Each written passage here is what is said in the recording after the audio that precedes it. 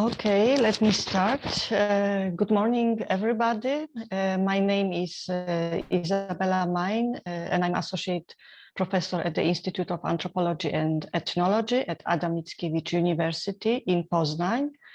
I would like to welcome you all to the webinar of the Center for Migration Studies. The Center for Migration Studies is a research center run mostly by anthropologists, social anthropologists, and we conduct a number of projects also related to the field of forced migration and integration. We also are engaged in the activist, applied, and educational activities. The Center for Migration Studies was organizing the IASFM conference, so International Association for the Study of Forced Migration, in 2016, and that's the place where I had the pleasure to meet Ayar. So it's my very great pleasure to welcome Ayar Ata here today and to our webinar, and he will talk about transnational migration, diaspora and identity, a study of the Kurdish diaspora in London. And I would like to say a few words about Ayar, who is a freelance researcher and linguist working for the Ministry of Justice in London. He's also an active member of Sustainability Research Group and London South Bank University, and a fellow at Commit, an international NGO, which is promoting community empowerment. Ayar is also an active member of the IASFM. He's a refugee himself, and he came to London in the beginning of the 90s. He describes himself as a Kurdish Londoner, and his integration was a lot connected also to his becoming an active citizen and going through education in the UK. So he completed his studies at SOAS in the University of London, and then he studied also in Middlesex University and completed his PhD in London South Bank University in 2017. Ayar is both a researcher, but he's also an activist, and he's at the moment running also a voluntary group which is supporting unaccompanied refugee children to settle successfully in London. So thank you a lot, Ayar, for accepting this invitation to present at our webinar, and the floor is yours. And maybe just technical question, I would like to ask people to switch off the microphones, and the webinar is recorded, so you are welcome to leave your camera on. And we start. Please, Ayar, the floor is yours. Okay. Good morning, everyone. And thank you very much, Isabella, for inviting me. It is an honor. Really glad to be reconnecting with Poznań Migration Center and Poznań and Poland in this way. Hopefully, we'll be one day again, next seminar face-to-face in Poland. I had a 30-second pronunciation training with Marta yesterday. I'll see how it goes. I just want to really say that I'm glad that I am now part of, for 1 hour and a half, part of Adam Mickiewicz University, and Isabella Main is obviously a colleague that I know from 2016, mainly after the IASFM conference, and of course Marta Kloszczycenka that helped me to do the preparation yesterday. And I'm also grateful to the support by Elżbieta Kośtak. I know she is a colleague from IASFM and in Washington, but maybe she can join later and then we can talk more. I think with this, thank you, it is important that we ask people interested in forced migration to get to know each other. Always nice to see new faces and also reconnect with familiar faces and familiar theme, which is forced migration. And in my case, really, for the sake of clarity and having the conversation between us about specifically Kurdish forced migration and the Kurdish diaspora members' integration experience in London, I thought I just have a few notes that I can share with you, then we can go through Q&A and have a conversation about the whole topic. My talk today on transnational migration, which is really largely forced migration of the Kurds, and therefore the diaspora formation and the identity and cultural identity of the Kurds comes in two parts, and two interrelated parts. The first part is the exploration of a common historical argument about the powerlessness and the victimhood of the Kurds after the First World War. I think many Middle Eastern historians do agree, both Kurds and non-Kurds, about the above statement, that Kurds left behind and marginalized, and systematic marginalization.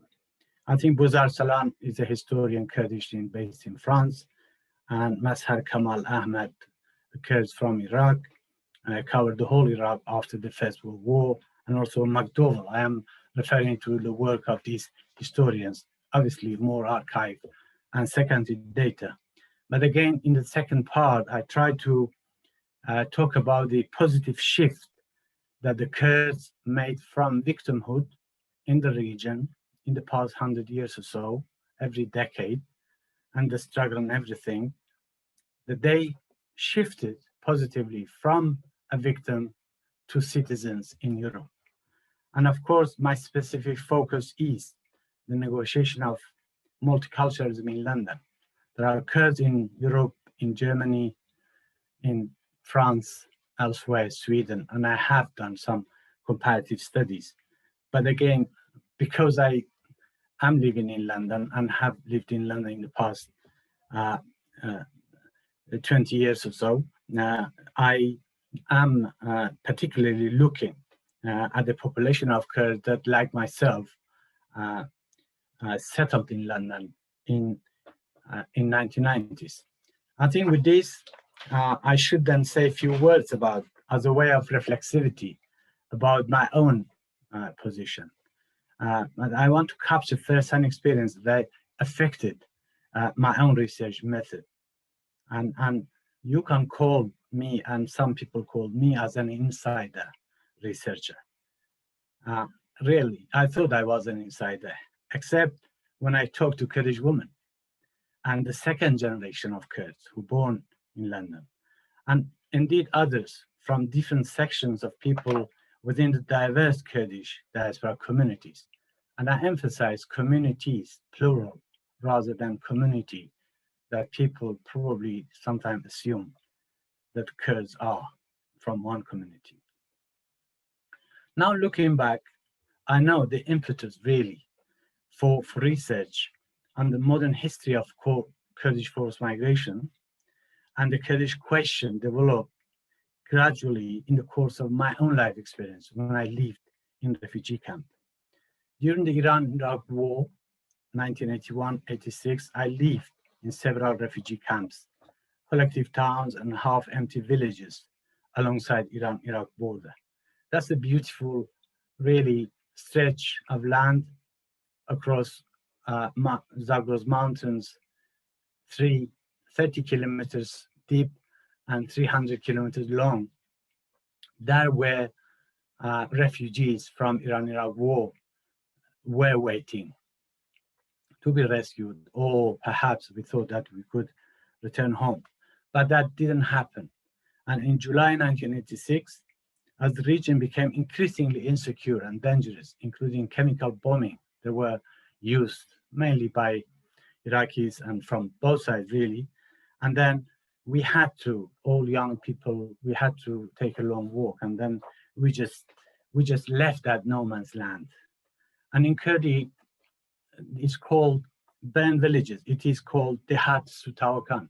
That if you say Dehat Sutawakan, I think people from the region would recognize that stretch that I talked about, 300 kilometers long. Well, I left that no man's land. I left that troubled region. I was a political activist, a young writer at the time. And I settled in Sweden and for 3 years, and it was a positive experience. But then in June 1989, I traveled to London really with a suitcase. If you remind me, I have actually written a poem about my suitcase that I can read it out later for you in the Q&A session. And to cut a long story short, really, I'm still here in London, and I'm a member of Kurdish diaspora community. And perhaps after many years, I can claim that I have become a Kurdish Londoner. And here I wish to rely on a brilliant definition of the notion of becoming, as Michelle Obama, in her book published in 2019, describes herself and describes in her guide for discovering your voice. Probably that Michelle Obama and others actually helped me to recover and articulate my own voice. This is the definition of the becoming that I feel I have become, if you like, a Londoner, a Kurdish Londoner. Becoming, I quote what Michelle Obama says, becoming isn't about arriving somewhere or achieving a certain aim. It is a forward motion, a means of evolving to reach continuously toward a better self. Following this brilliant definition, the concept of becoming, I wish to claim that I have used my time relatively wisely in London, that I am better, I'm certainly much happier than before of my arrival, and therefore I'm hugely grateful to London, this lovely, vivid, cosmopolitan city, for supporting me to make a new home, a new family, and gain new friends.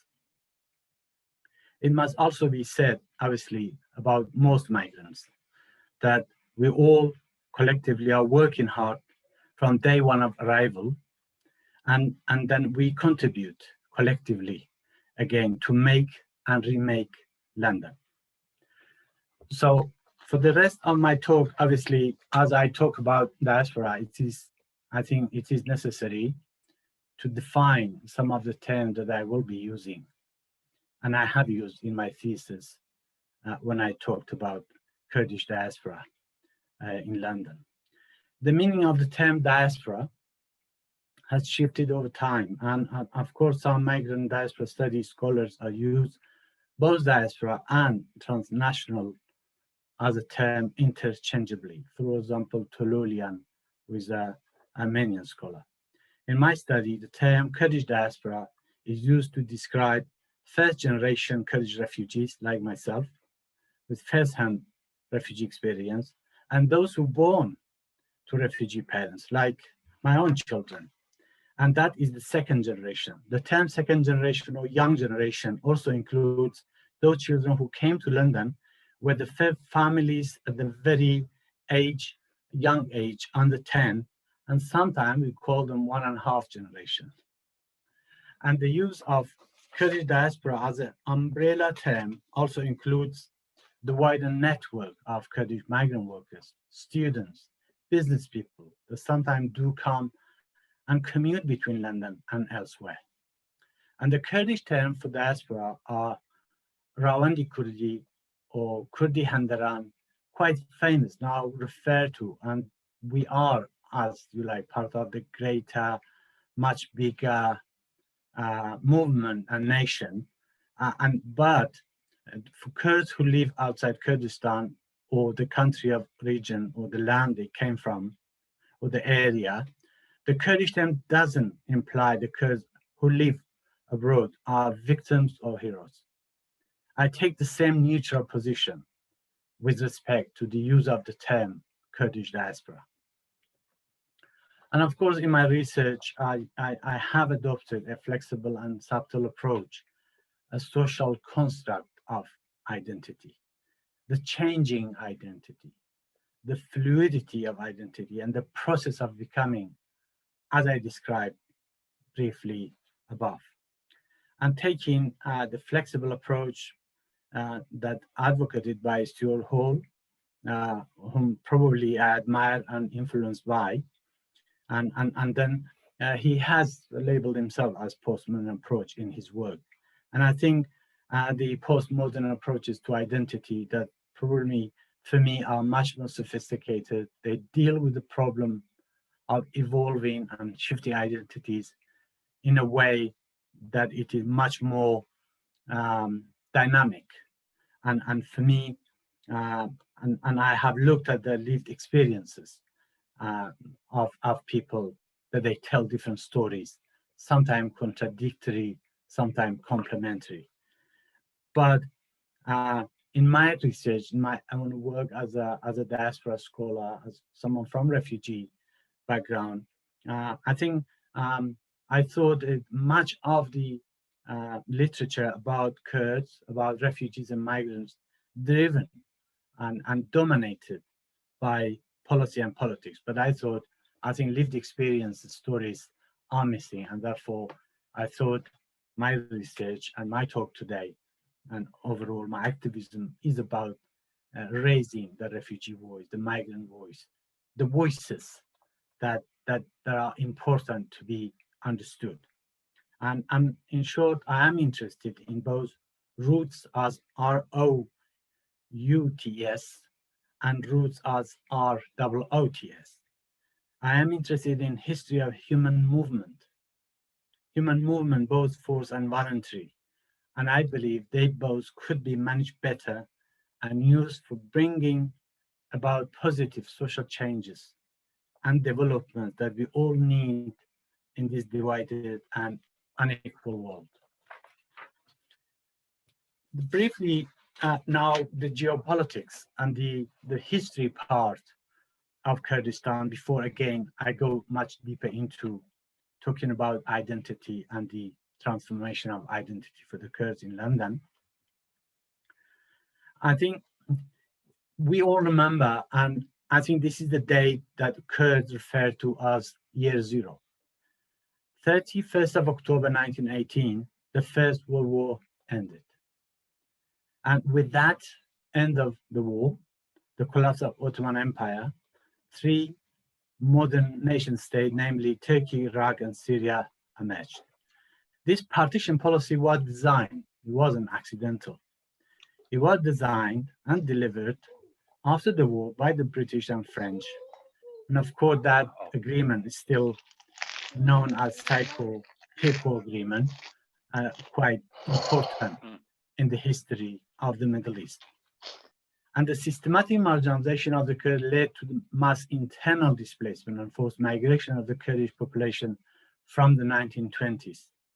Millions of Kurds were internally displaced or forced to go to Lebanon and then to other parts, including Armenia, Central Asia, and then more and more to Europe. Ever since the formal division of the land and people, there have been also resistance, struggle, diplomacy, high emotions, losses.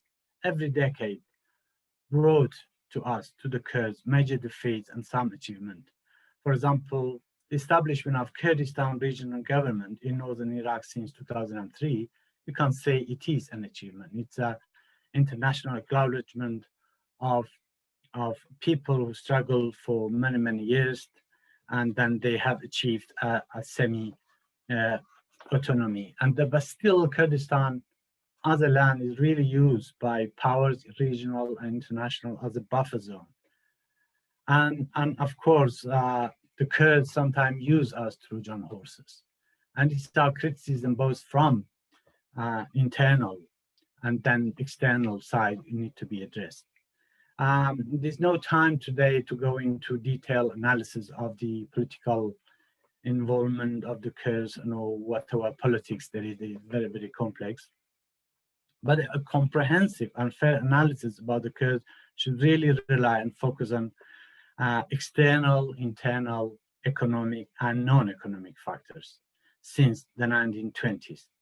And I have touched some of it, that to make sense of the Kurdish identity and how they longing for home, longing for freedom, and longing for cultural identity and recognition and voice to be heard. And that is something that is really probably secondary in my thesis. And then now back again to the debate about diaspora and identity, and this debate, the discussion about relationship between diaspora and nation state, that in our case, in Kurdish case, really dealing with 4 powerful states. This is a major one, but broadly speaking, there are 3 major, not exclusive tendencies among scholars of nationalism and cultural studies in studying the relationship between nation state and diaspora. And therefore, we cannot only reduce in one approach that over the other. But I think in our case, probably the classification of 3 major theory to understand and I explore to deal with Kurdish case are as follows. The first, really, the culturalists, those who, like Malouf and Maliki, they identify, analyze culture as the element for understanding the behavior of diaspora. And those who also see territory, the geographical territory recognized as state, as a center for understanding the behavior of diaspora and the diaspora formation. Again, Toluli and Marflit and others talk about these territory as a center. But then probably the tendency in my thesis and my approach is probably towards the advocacy of globalization and the process that we all know is happening around us. And that's also important that Apadurai, Castos, and others talk about. I think these culturalist and territorial approach to deal with diaspora and also the process of globalization, they're not exclusive, but they all need to be looked at to understand the complex history and the behavior of Kurdish diaspora in Europe and elsewhere, in America and in Australia, and now really becoming quite worldwide. And debate about the transnationalism and integration will lead me to a key synthesis about the term Kurdish landana. And this is where I articulated from the lived experiences, from the aspiration, from the understanding that I got in the contribution of Kurds in the past 30 years or so in London, to the multiculturalism and debate in London, and I think they placed themselves Kurds in this debate as wanting to be count and wanting to be equal. And these are really arguments that put for African diaspora and others who came much before the Kurds, that put rightly by Gilroy and Hall. And this is how is ongoing debate that Kurds didn't start, we just joined it, we won't complete it, we just need everyone else's input to make it work for all of us. And then reflecting on Kurdish cultural diversity is important. It's important to note that the diaspora in London is not a homogeneous group, as I mentioned before. Like most Londoners, 1/3 of Londoners born outside London, if not outside United Kingdom. And therefore people come and live in London with multiple identities. For example, in the case of Kurds, they could be an Iraqi Kurd, or from Turkey, an Alawi Kurd, that again, religious-wise, Yazidi Kurds, non-Muslim Kurds, and others that come from different parts of Kurdistan, with belonging to political parties or whatever. They all have something to offer and also start to change and become something else in London. Therefore, the term London is quite inclusive. These different identities sometimes clash, sometimes work in parallel, and sometimes cooperate, communicate, negotiate, and create new spaces for themselves, both among Kurds with others. And therefore, I think the dynamism of London needs to be recognized, and how people recognize themselves and identify themselves as Londoners, including the Kurds. They become slowly part of an international community. The census in 2011 put the number of Kurds 43,000, but obviously that's underestimate, and we know that's something that it could much higher. But that is the official figure that we have. But of course, the Kurds probably exaggerate the number of Kurds who live in London. We had in March this year the new census in 2021, but we still don't know the result, and then we all eager and look forward to see how many Kurds register, for example, in London, and then obviously in England. But I must say that if there are Kurds in the UK, 70% probably live in London. And the integration debate from the Kurdish diaspora community's perspective, for members of Kurdish diaspora, the discourse of self-identity lends itself to search for new meaning and challenges the social injustice against the Kurds as a marginalized group, primarily in the country of origin. And this is a Kurdish scholar, Alina, in Sweden, who studied Kurds in Sweden. And therefore, this increasing positive recognition of Kurdish identity and the insistence of I am Kurdish in Europe is really to do with sending a positive message to the Middle East, to the countries they come from.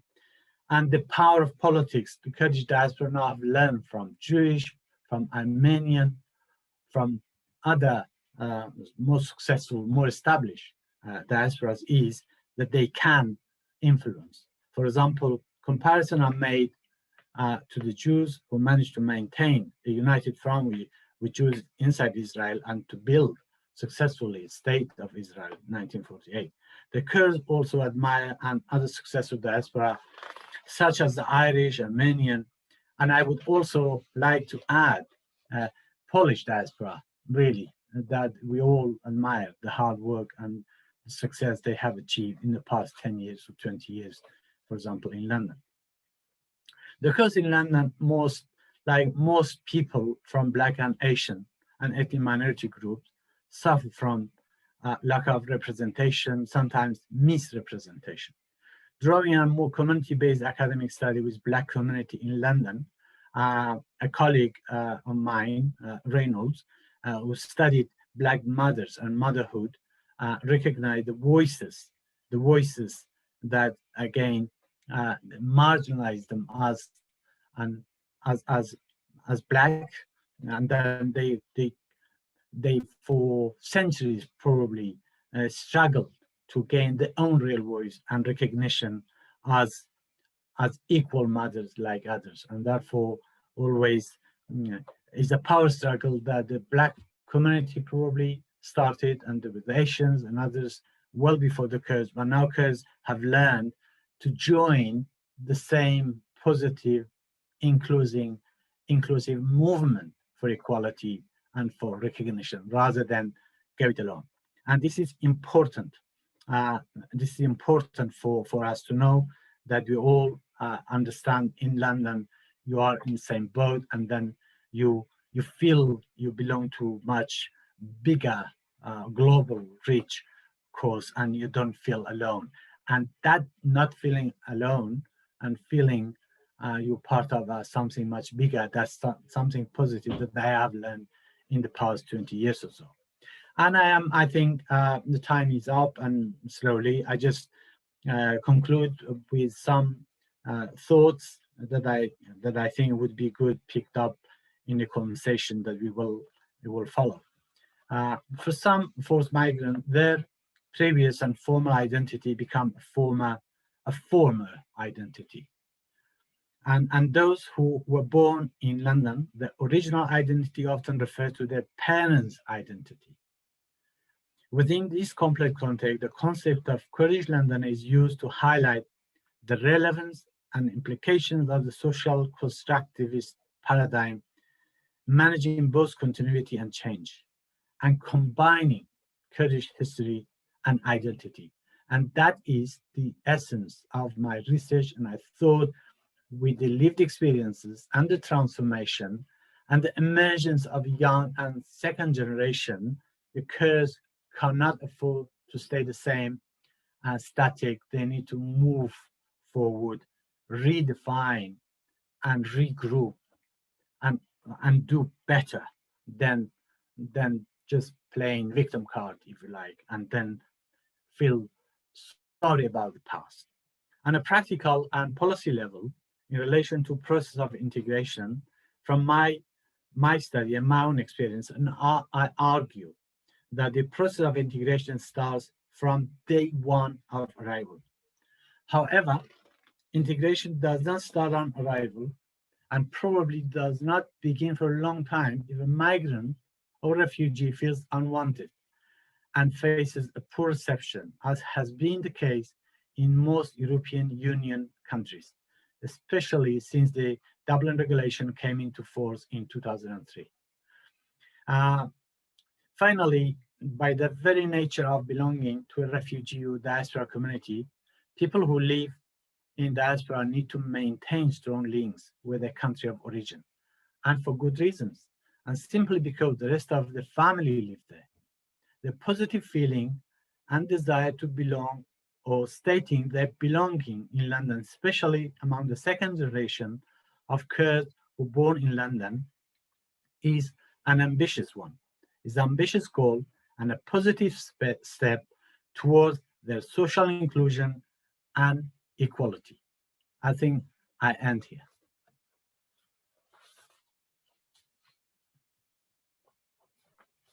Thank you, Ayar, for this very interesting talk about Kurdish diaspora, and especially about relating about the past and the present, about the formation, but also the debate.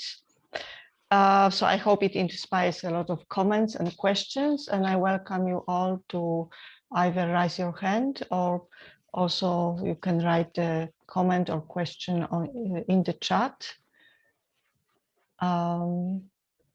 Yes, so.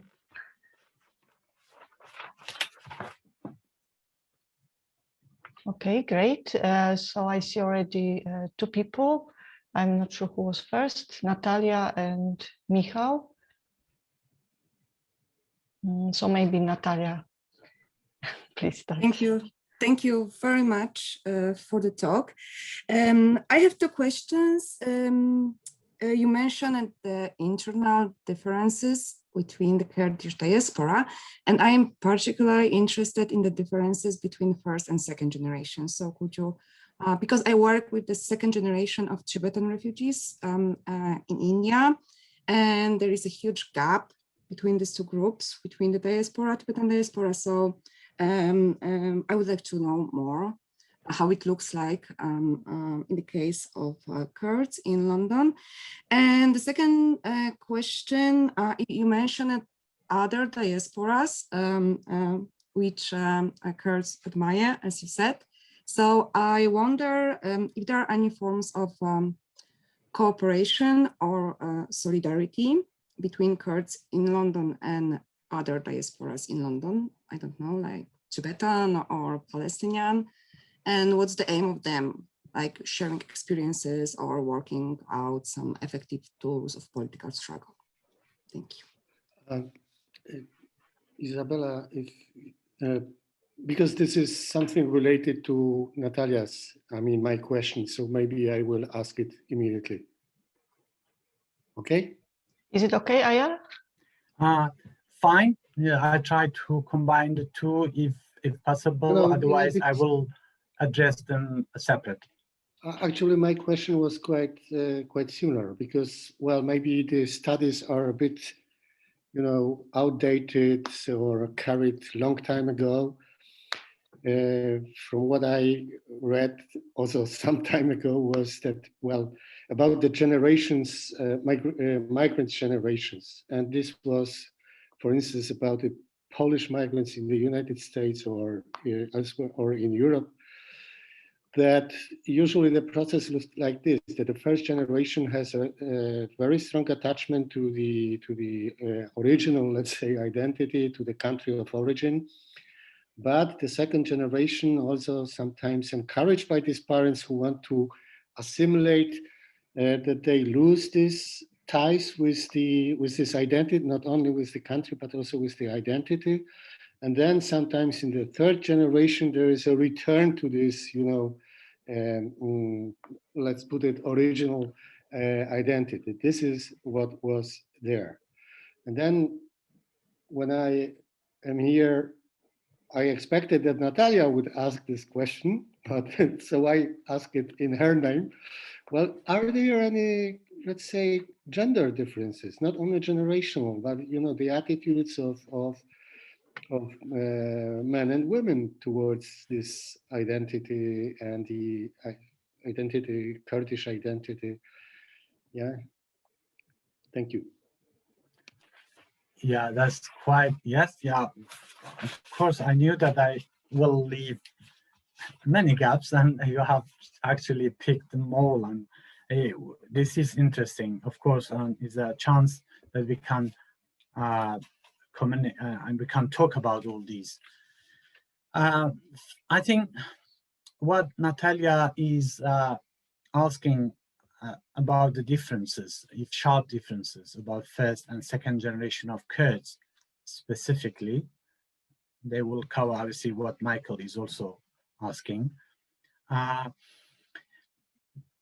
Those who born in London, and London is cosmopolitan and different, accommodating, engaging, challenging, and what the Kurds born here told me, and that they feel London is like a small country, is a mini world.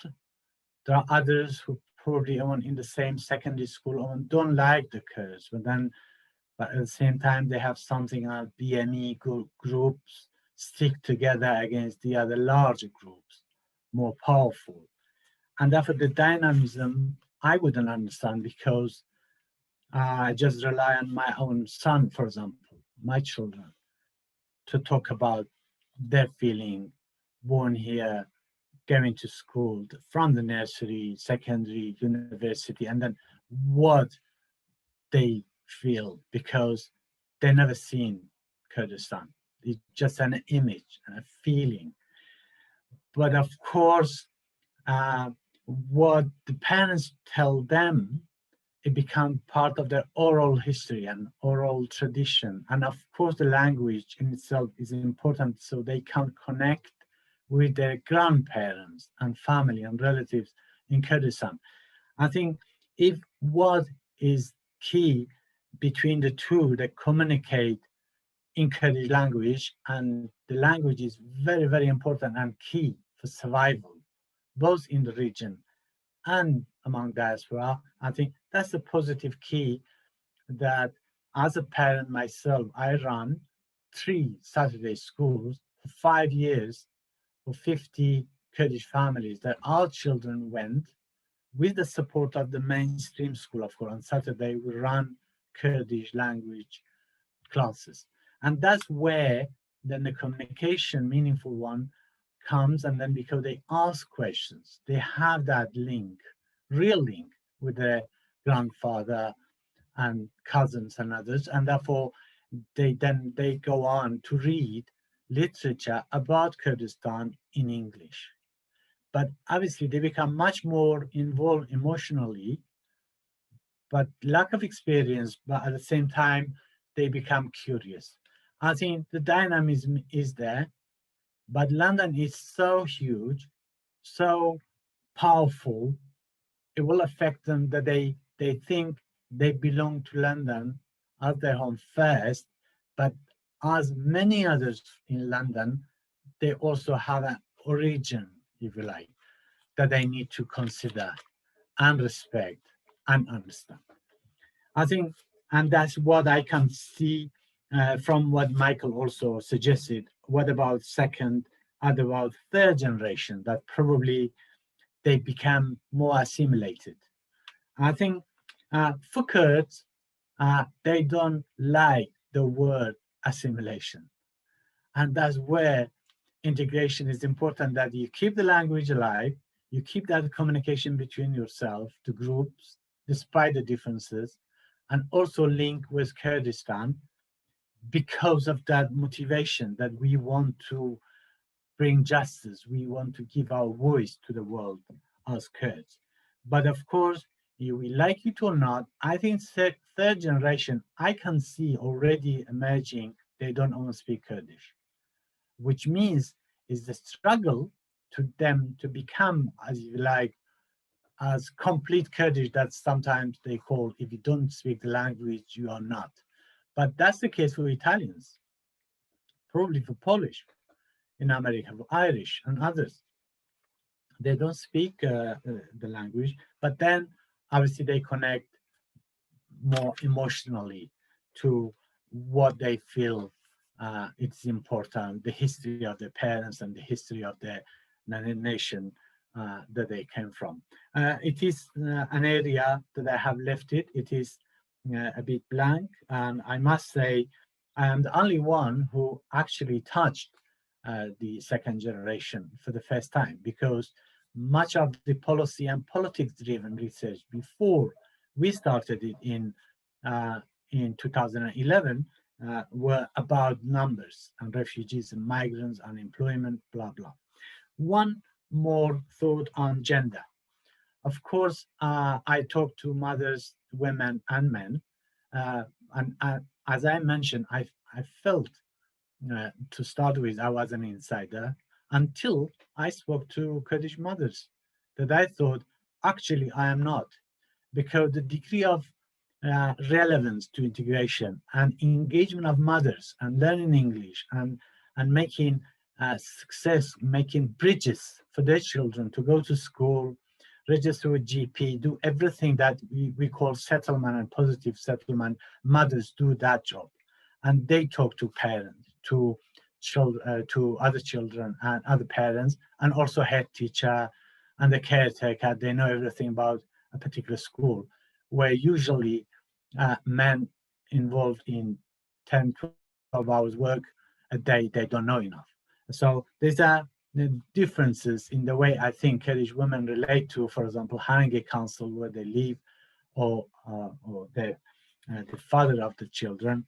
I think mothers are 10 times more likely to integrate in the space of 10 years rather than men who work and need to work hard to earn money. And that's the only difference that I can mention very briefly in my research.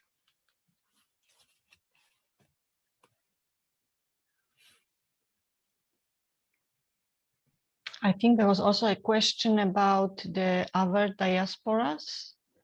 Yes, the solidarity, of course, that's Natalia asked about the solidarity.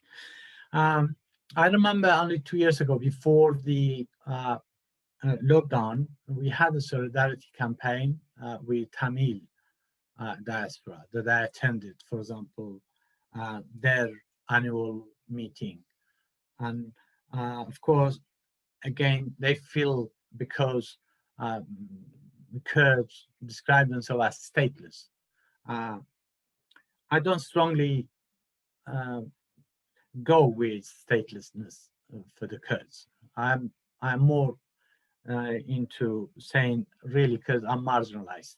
For example, Kurds in Iran have lived there for thousands of years, and therefore why they stateless? But the state not inclusive enough to accommodate all Kurds, and therefore that extreme nationalism and the way we go about talking about equality is different.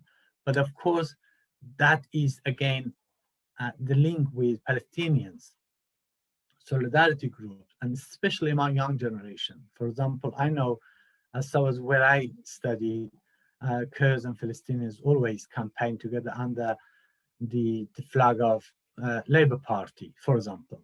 And again, these are not necessarily emotional first, it's more first political and necessary necessary understandings between people who come from Middle East, if you like, that they think again the London is so inclusive and so motivating that you can't do it alone. And therefore, if in a campaign under one particular group, you have a bigger, much more effective platform, for example, under labor movement, then you become one voice. But at the same time, the separation are there. But if you ask me whether there is a great solidarity among own Kurds themselves, I would say no, because there are many political, internal, unhelpful divisions that they don't bring all mothers or second generation or young together. And in my case, I would like to see people from all BNE groups and white and others come together and then leave aside labels and talk as humans, as citizens, for better land and for better world and better future for all of us. Okay, I think Marta was next and then Dana. Yes, thank you very much, Ayar, for the great talk. I know that you didn't want to say too much about policy and politics, but I will ask the question anyway. Sorry for that. So I was wondering if, because Kurdish migration is still an ongoing process, so they are coming and coming, and at the same time, migration policies are changing quite a lot in Great Britain. And my question is, like, how does the diaspora formation and diaspora practices changing in this context of both ongoing migration and both migration policies changes, like within the last 5 years, let's say? Yes. Yeah, of course, that's a great question, Marta. Policy and the way, for example, in United Kingdom, they developed closed door policies, if you like, over many years. I think John Major was the first prime minister who introduced both positive and restrictive policies in United Kingdom. The positive one was, it was about in 1990s when he introduced safe haven. If you remember, after the Gulf War, there were against bombardment against the Kurdish refugees, and then with that intervention, with the help of Europe, obviously, they managed to actually save millions of Kurds in safe zones in the border, and then after 3 months, 6 months, I think, majority went back to their homes. I think that was a positive intervention, and many, like myself, I know we waited for 5 years to go back home. So it's not an easy decision for people to leave.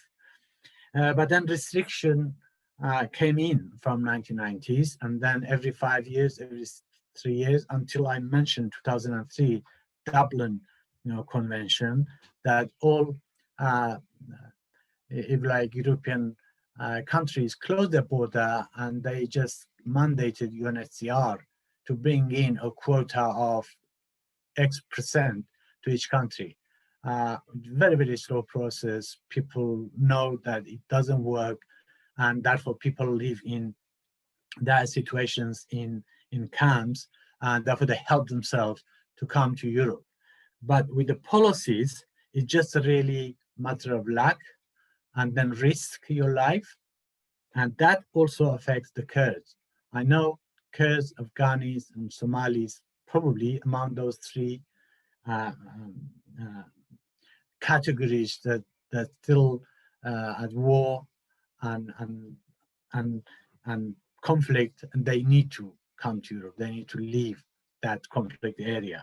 But it's becoming less and less likely people get refuge and recognition. And the number of Kurds now coming since, for example, 2011, and then I know the record until 2020 is 30% less. But then those who can't make it to other European countries or don't come to Europe at all, that also live in shanty towns in Istanbul or still live in camps. And therefore, it affected people coming. And of course, then it will, people who live in diaspora also discourage their cousins, their people, friends to come to become a refugee. But we rather encourage people to come as a skilled worker if they can, or students. And therefore, it's an ongoing problem, not only for Kurds, for the whole other nations in the Middle East. And therefore, you cannot manage it by advising 1 or 2 or 10 people. It's all about really an international problem created by the world, and the solutions also lie in the willingness of the world to deal with forced migrants. Thank you, Ayar. And now I would like to give voice to Dana Salam to ask his question. Thank you very much. And thanks a lot to Ayar for such a wonderful seminar, and the interesting subject. I think is really crucial. I just had an observation which I wanted to share and seek your elaboration on this subject. In my field of work, I have observed the first generation of the Kurdish diaspora and the second being separated and having a very strong barrier. And in my observation, I've noticed it is related to language issue, and especially the northern Kurds, the Kurds from Turkey, who, as you know, they are not allowed to speak the language in Turkey. They are not allowed to speak Kurdish. And in my experience working, daily with them, I've noticed that the second generation, they feel distant from their fathers, mothers, because they feel ashamed that they don't have a language. And that comes because they have not learned Kurdish, they have not learned a good Turkish, they have not learned, therefore, an English as well, because simply they have no language. They are not equipped with any language. And therefore, I've realized that even we could go as far as saying their thinking process has a limited capacity in the way expressing it. And that I've observed that created a major gap between the first and the second generation. I just wondered what your view were on this tutorial. Yeah, nice to see you, Kagdana, and thank you very much for asking that quite deep and interesting and relevant question. Obviously, in my research, I approached everyone from all parts of Kurdistan, as you know, and those who come from Turkey are very dominant, and probably 65% of Kurds who live in London are from Turkey. We refer to Kurds from Turkey as Kermanji speakers or Kurds from North, and that could be obviously a minority until 2015-16, were also from Syria. Of course, Syria is a different story. We know that they speak Kurdish there, and it's different. But in Turkey, of course, since 1923 and the creation of modern Turkey as an integration approach, and I am Turk in Turkey, and denial of any other identity work more harshly in Turkey against the Kurds than any other part of Kurdistan. And that's no denial. And therefore, there is a gap of on first generation themselves being able to speak Kurdish. Sometimes in the Turkish and Kurdish center called Halkavi in North London, I used an interpreter. I used interpreter to speak to fellow Kurds. They identify themselves as Kurds, but obviously can't speak Sorani as we speak. We from South, as Dana knows, Sorani speakers and Kermanji speakers also have difficulty communicating. But again, with specifically the first generation and second generation of Kurds from Turkey, I think that's the dilemma. I am dealing with them as a caseworker. I worked as a caseworker, welfare, integration officer with Hammersmith Council, for example, for 5 years. And I am aware of that particular cultural and language learning problem and the gap that there is between first and second generation. I think second generation are picking up, and there are a few classes that they want to learn Kurdish, but again, that's not enough. But that's the technical problem. But I think much more is a psychological one, that people feel if they don't belong in London, they can't speak English, if you like, they're not integrated or being part of London as a whole, then obviously they don't feel belong to Turkey, and that feel the limbo conditioning obviously harder for those who don't speak Kurdish.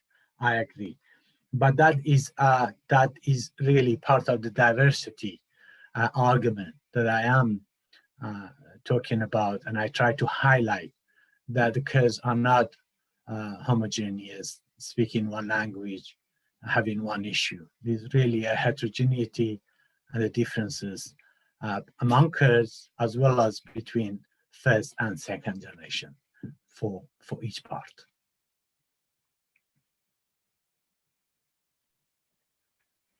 Okay, I would like to ask my question, maybe before there is a second round or more comments and questions. So let me, so the first one is related to this group of Syrian Kurds. And I was just wondering if being a Kurdish person from Syria makes it any different when applying for asylum seeker. And the second question is about, you talk a lot about differences in the Kurdish diaspora, generational and also gender related, but I wonder, especially with the second generation living in different countries. So I mean, like you mentioned Sweden, where you have stayed for 3 years, but UK is not the only country. So I was wondering if there are any attempts to create unions, organizations, or at least communication between different Kurdish diasporas in different European or, I don't know, globally. So the kind of World Council or World Organization, and if there are such attempts, who is involved in those first generation, second generation? How does it look like? Because that's also something that could reinforce or strengthen the group identity, I guess. Okay. Yeah, very interesting, of course. The Syrian Kurds, as I mentioned, until 2014-15, that sadly after the Syrian war and the conflict, 2011 started, and Syrian in general and Kurds also become refugees and displaced first, and then Turkey, and then they made their way to other European destinations. Many ended up and successfully claim asylum and settle in Germany, for example. But those who make it across Europe to France, sometimes they stay in that area in near Calais that is called and known as jungle. As we all know, many Syrian Kurds were there and waited to come to join their relatives, for example, or if they knew someone, or they just wanted to, few scholars and others who spoke English, for example, and a skilled worker, they wanted, if they have a choice, come and settle in the UK. As you know, UK is one of those really the closest policy door that there is. It is the UK. And after Brexit, for example, campaign, of course, and the successful political withdrawal, now they have every reason to not to accept any refugee, but still those who come from Syria, they prove to be from Syria, and they have a case, they likely to get refugee status. I think that is partly, I know because I work also as interpreter and translator and caseworker, and I am aware. And of course, they get still lawyers, and that's legal aid available, which is a positive thing. I think it's a good thing that UK offers to newly arrived. Therefore, yeah, the answer is they need to prove their case, and they're from Syria, Kurds or non-Kurds, they have more chance of settling in this country. But you mentioned the comparative that I briefly touched on my own experience, and also the study of Kurdish diaspora in Sweden. I actually lived there, and for many conferences I went there back, and I always feel Sweden is my first home, if you like, in Europe. I have that sympathy and also interest in how Kurds that I left behind, if you like, my generation in Sweden, how do they do? And therefore, I want to try to compare Kurds in Stockholm as a major city with Kurds in London. Really, no comparison can be made. You can't easily say Kurds in Stockholm, they call themselves Stockholmer. I think the degree of belonging, being part of Sweden is a new thing. They struggle more, the first generation. If you speak on Swedish, that immediately that you are labeled as a foreigner and a refugee probably. You are more likely to integrate if you speak French or Spanish or English, for example. And that's a dilemma that in Sweden many migrants and refugees face, but also obviously quite generous and welcoming state and welfare and everything else. But that's aside the job opportunities and also the inclusivity that, for example, London offers. And you are almost in your land. You see many faces like you see you are part of London. But the landscape, if you like, geographical and human landscape in Sweden is slightly different. However, second generation learn good Swedish, born there, and they also speak other languages, including English, and they demand more, and they have managed to go to journalism, to skill work in computer, IT industry and service industry. Therefore, they are relatively more successful than their fathers and mothers, if you like. And it is true, and again, they have that sense of more Kurdishness in Sweden, if you like, because they don't see Sweden as their permanent home. Somehow, that sense of nationalism is much more stronger in these research that I have read. But people are settled and it's calm, and the dynamism of activities is slightly different from if I compare London and Stockholm, for example. But then the second part of the question, the solidarities and communication between these second generation successful, knowing the language, for example, speaking English, and being able to travel in Europe, how do they do?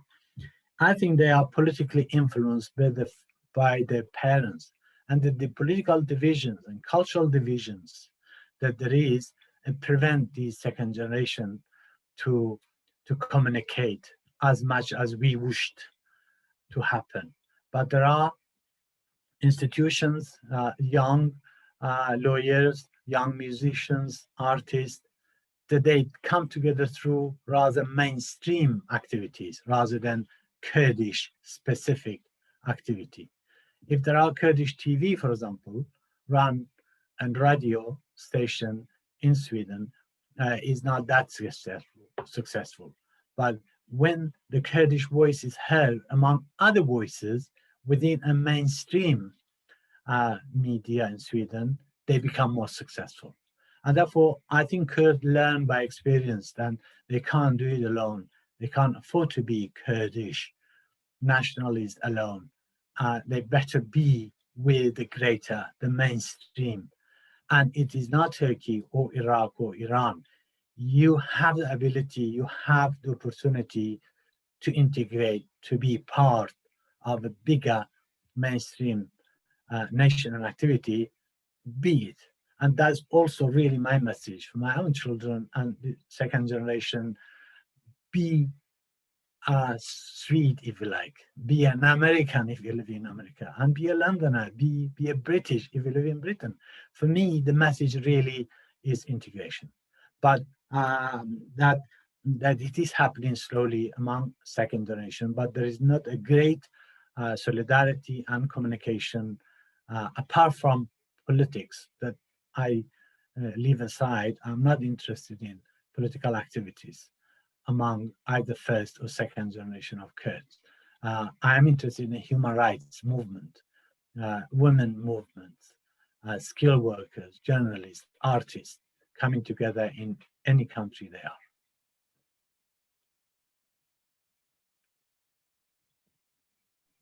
Thank you for this response. Okay, I see Artur Rodziewicz, I think. Yes, please. May I? Thank you very much for your speech. I'm conducting my own research among the Yazidis in Iraq and the South Caucasus. So many of the South Caucasian Yazidis declare themselves as non-Kurds. So my question is, did you come across similar attitude among the Yazidis in London or not? The short answer is yes. Mm-hmm. Of course, there are Kurds. The minority live in London, in southwest London, I think more established Yazidi Kurds. And there are those who come from Kuwait, which I didn't know that many Kurds live in Kuwait, for example. Mm-hmm. When I started to interview people from other less known Kurd minorities from Kurdish community. Yazidis are quite closely linked together. And of course, I can roughly say that probably 50% of Yazidis or 60% don't consider themselves as Kurds. Although majority speak Kermanji, the same language that Kurds in Turkey and Syria speak. And I do happen to understand Kermanji, and I can modify my own Sorani that they can also understand me. So I had that communication with both men and women, first and second generation of Yazidi Kurds.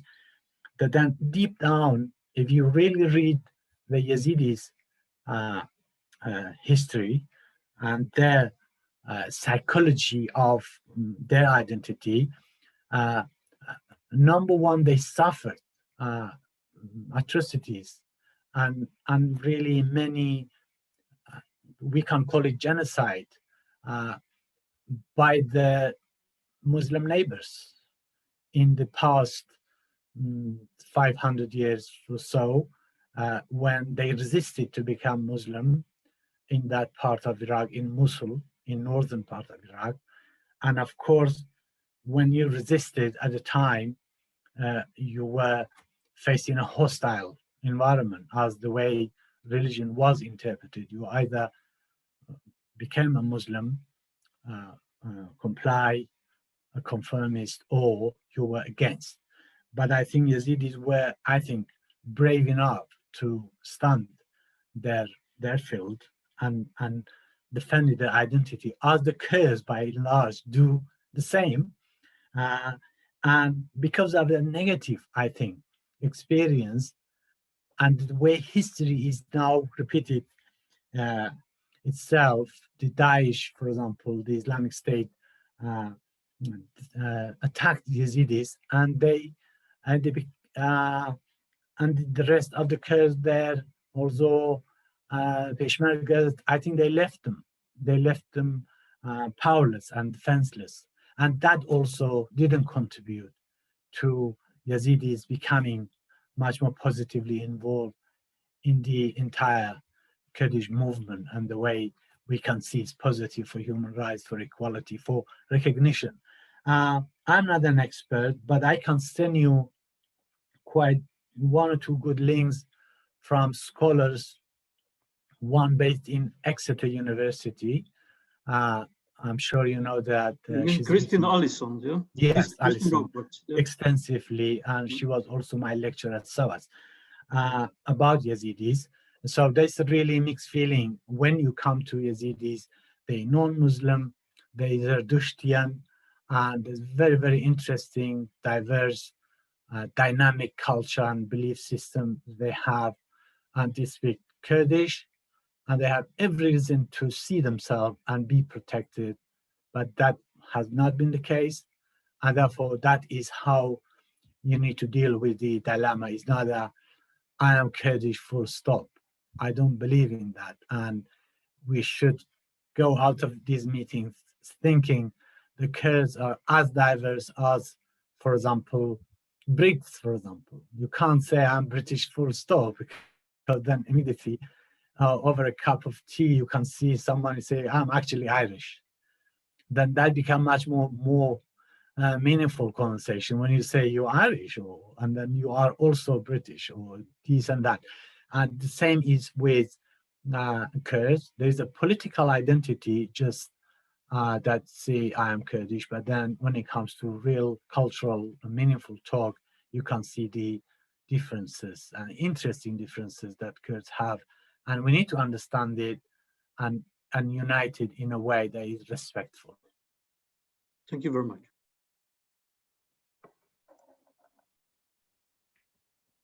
Okay, I see Natalia is raising her hand. So yes.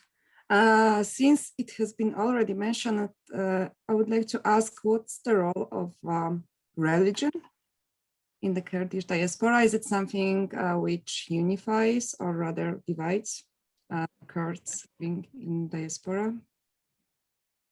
Yeah, the role of religion, of course, that's a very, very big anthropological, if you like, historic question. I'm not qualified to talk much about it because, again, I was interested in culture as food, dance, clothes, and what identify one person to the other.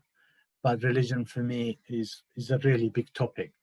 And all I can say, the way religion interpreted among Kurds are slightly different from those mainstream, if you like, Muslim community. For Kurd in Iran, for example, I'm from Western Iran and near a largest city in Iran called Kermanshah, and this 1 million population is a large 1 million population. They are Shia Kurds, and therefore historically close link with the mainstream Shia in Iran, and they did even well before the Islamic Revolution. But then if you ask a Kermanshahi, who are you? They don't immediately say I am a Shia.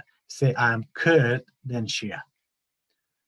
And then obviously a Kurd in border with Iraq, if they believe in a certain section of Sunni and other religious beliefs, they probably see themselves as Muslim Kurd. Muslim come first, then Kurdishness second. But majority of Kurds are, as part of the Ottoman Empire being at the time, are Muslim Sunni. But again, by no means they're all the same. There are Alevi Kurds and Alevi Turks that they share the same Shiaism as Iran is, and they live in Turkey. And imagine being a minority Shia in Turkey and also in Iran, if you are a minority Kurd, being Sunni in Iran. So the really Kurds historically divided and played political and religious games against these two or for these two empires.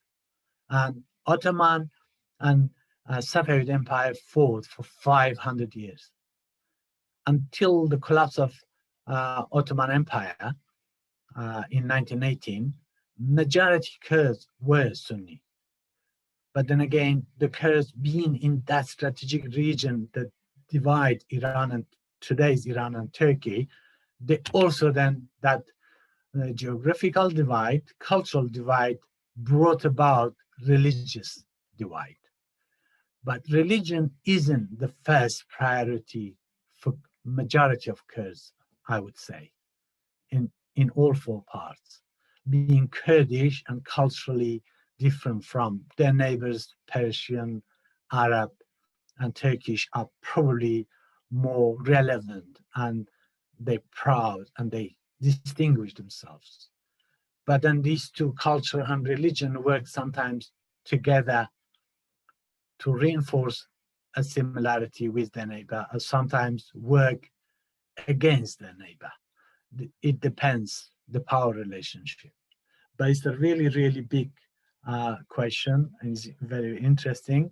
But again, in short, I must say, although majority of Kurds are Muslim, what religion isn't the main and the driving force among the Kurds.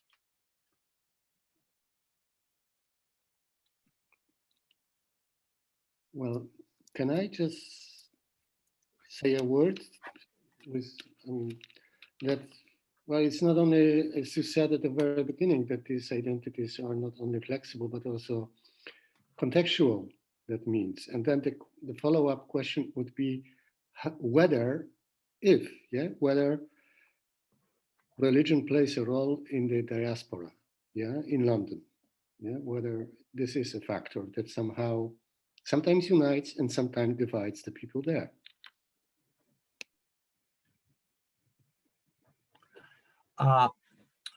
Fair enough. In diaspora, I can specifically talk about diaspora in London, because that's the area, that's where I studied, and I have come across people who are Yazidis, Kurds from Israel, who are Jews. They see themselves as Israeli Kurds, or Kurds, non-Muslim Kurds, and Assyrian Christian Kurds, those who lived in Mosul at the time, and the generation after generation, I think, moved out, forced out, not necessarily voluntarily, and therefore there is a role among Kurds, and the religion question needs to be settled and needs to be talked about very respectfully and carefully. In any gathering that I've seen, if it's a Nowruz New Year celebration in Finsbury Park in North London, you can see people dance around a big fire, and I was part of that, organizing some of those celebrations as an activist, as a cultural activist rather, that I could talk to people who are non-Muslim, Yazidis, Assyrians, Kurds from Israel, Kurds from Turkey, Kurds from Iran, Syria, Lebanon, Kuwait, and Kazakhstan and Armenian. They were dancing together because the New Year is so, New Year and Nowruz celebration is so powerful that brings everyone together. Suddenly, everyone occurred dancing together, and no one bothers about which religion they believe in, where they come from. But again, when it comes to politics, I think through politics, religion then plays a secondary role to then make sure the differences are there. How come you are a Shia Kurd and you're siding with a side that you know they are Sunni and then run, for example? So people, without even mentioning it, they regroup themselves and position themselves and in line with politics, that it is more suitable, and also consider the secondary factor, which is really religion. The role of religion is not necessarily uniting people and Kurdish diaspora, but also I must say religion hasn't got that power to divide them either.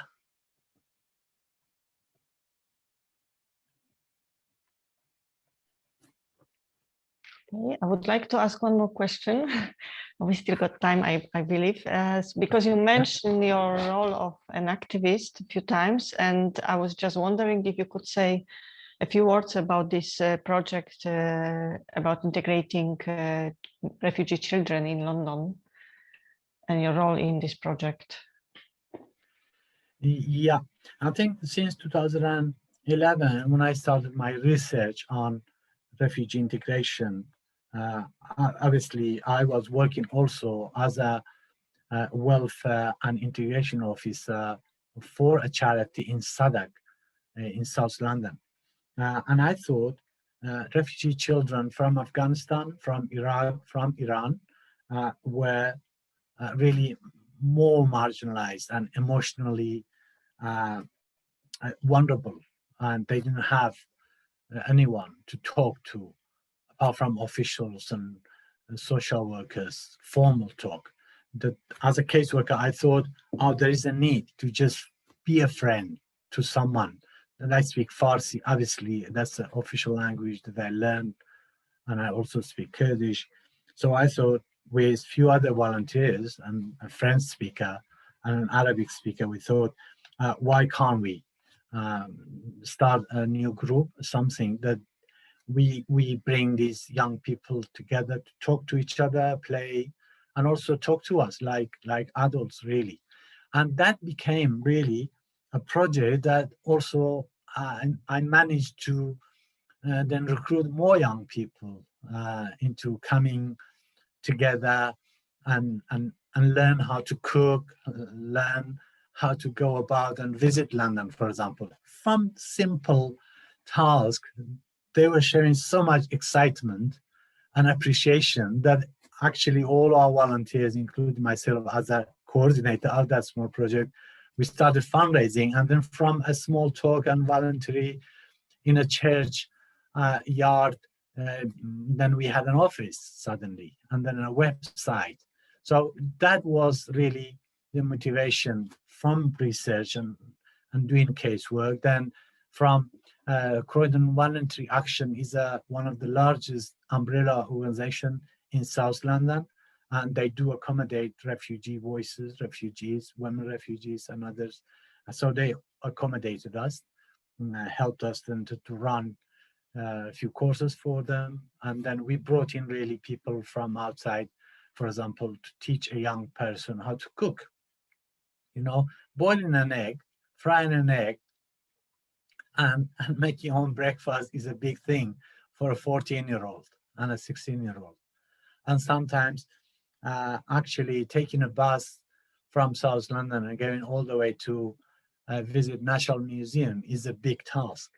But if you are with an adult and someone who is friendly, then you enjoy it. And I have shared a few pictures there, and my own son became a volunteer to actually take one or two young people out to visit a museum or then go to a restaurant.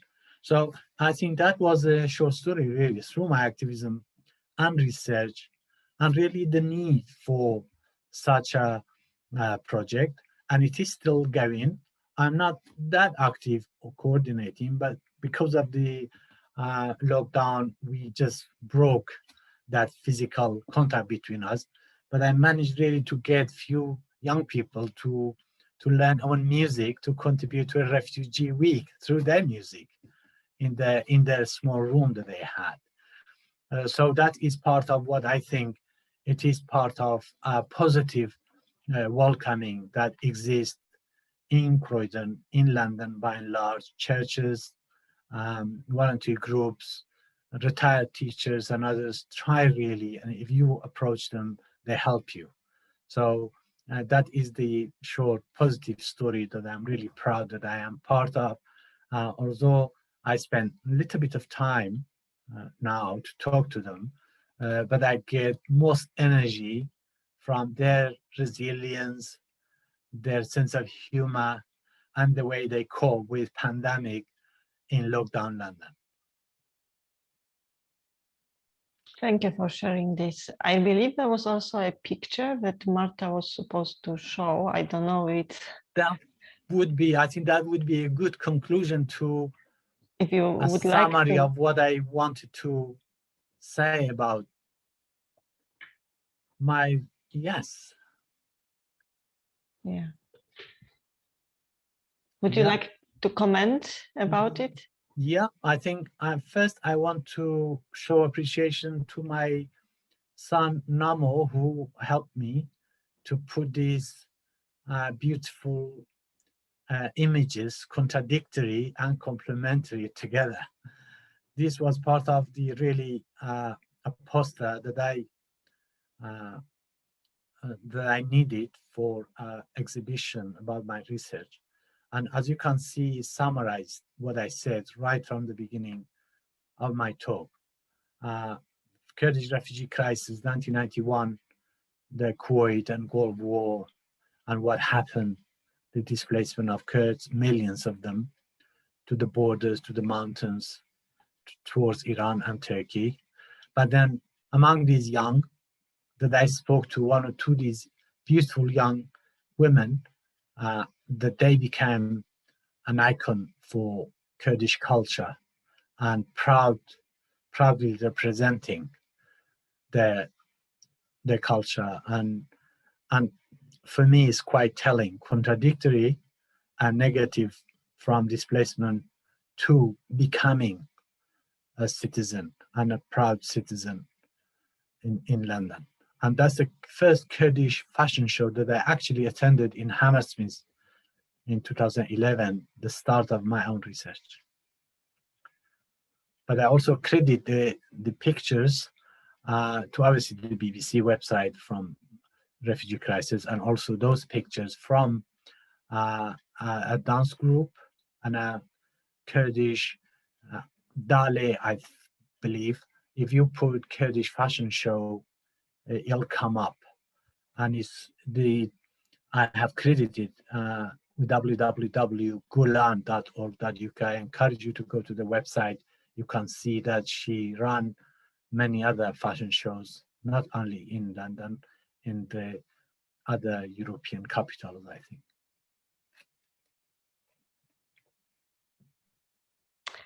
Okay, so I guess we reached the end of time, and I would like, first of all, thank you, Ayar, for answering all the questions and all the details you shared with us. I would like to thank you for agreeing to participate in our webinar. I would like to invite you all to next webinar, which will be in Polish language, so maybe not everybody will be able to enjoy it. And it will be about the Center for Migration Studies research and activities related to integration of migrants in Poznań. So thank you again to all of you for participation, for questions. Thank you, Ayar, again, and I wish you a very good afternoon. Thank you very much. Thank you for having me. Thank you. I hope to see you in person at some point. Me too. I look forward to see you all. Thank you very much, Ayar. Thank you again. Thank you. Bye-bye. Bye-bye.